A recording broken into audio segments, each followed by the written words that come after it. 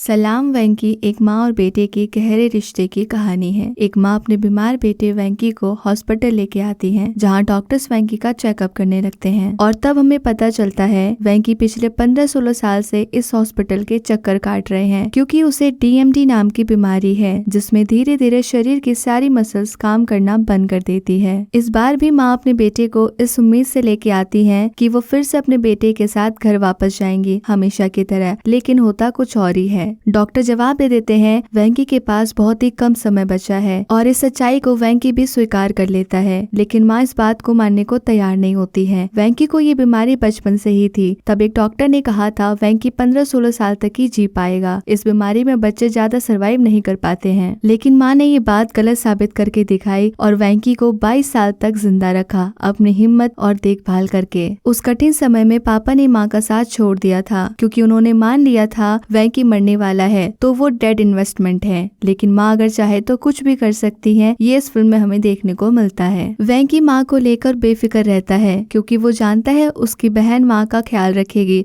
और हमेशा उसके साथ रहेगी। वहीं नंदिनी, जो बचपन से वेंकी की आंखों से दुनिया देखती आ रही थी, पर अब वो वेंकी को ही नहीं देख पाएगी। यहाँ नंदिनी और वेंकी का बहुत ही खूबसूरत रिश्ता दिखाया जाता है, जो एक दूसरे का सहारा बनते हैं। अब वेंकी की आखिरी ख्वाहिश होती है अपने ऑर्गन्स को डोनेट करके दूसरों को जिंदगी देना, लेकिन इसके लिए माँ सख्त खिलाफ होती है, क्योंकि ऑर्गन डोनेट करने के लिए वेंकी को मरना पड़ता, मतलब इच्छा मृत्यु, जो शायद दुनिया में कोई माँ नहीं चाहती होगी उनका बच्चा ऐसे मरे। वेंकी अपने जिद पे अड़ा रहता है, तो माँ अपने बेटे के जिद के सामने घुटना टेक देती है। ऑर्गन डोनेट करने के लिए इच्छा मृत्यु जरूरी थी, क्योंकि वेंकी की बीमारी की वजह से उसके ऑर्गन्स धीरे धीरे डैमेज हो रहे थे, जो कि वो नहीं चाहता था। अब हमारे देश में इच्छा मृत्यु गुनाह है, यानी कि कानून की नजर में ये क्राइम है। तो वकील के साथ मिलकर अब माँ बेटे की आखिरी ख्वाहिश और उसकी इच्छा मृत्यु के लिए कानून से लड़ने की हिम्मत दिखाती है। यहाँ उनका साथ मीडिया भी देती नजर आती है। मीडिया पूरी दुनिया को वेंकी और उसके माँ की हिम्मत और हौसले को दिखाते हैं, जिसे देखकर आपकी आंखों में भी आंसू आ जाएंगे। माँ की लाख कोशिशों के बावजूद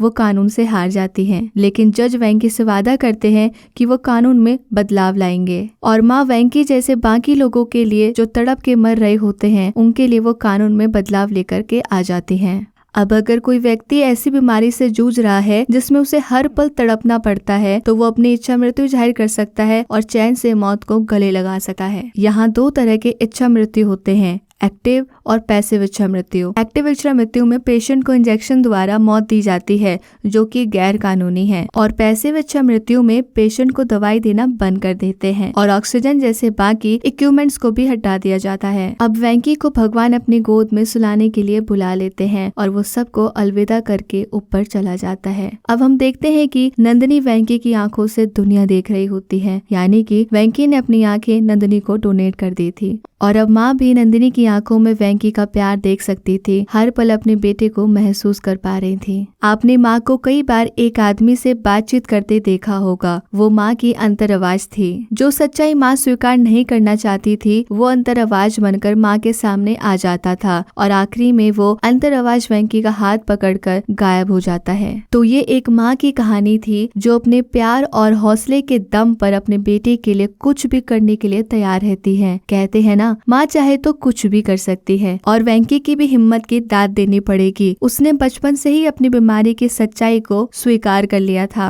और हमेशा अपनी इस बीमारी को मात देते हुए कई अवार्ड्स अपने नाम किए थे, जो आश्रम में आज तक सजाया हुआ है। वेंकी आश्रम का इंस्पिरेशन और हीरो था, जो दूसरों को जिंदगी जीने का हौसला सिखाता है। तो दोस्तों, इस फिल्म ने हमें जिंदगी को जीना सिखाया है। आजकल हमारी जिंदगी में एक छोटी बड़ी प्रॉब्लम आ जाती है तो हम बहुत परेशान हो जाते हैं, जिंदगी से हताश हो जाते हैं, लेकिन वेंकी की हिम्मत और हौसले ने हमें एक नया तरीका सिखाया है कि कितनी भी परेशानी आ जाए, हमें हार नहीं मानना चाहिए, बल्कि हमारे पास जो है, जैसा भी है, उसके साथ खुश रहना चाहिए, उससे कुछ और अच्छा करने की कोशिश करनी चाहिए। तो ऐसे ही शॉर्ट वीडियोस के लिए हमें सब्सक्राइब करें, लाइक करें और शेयर करें। धन्यवाद।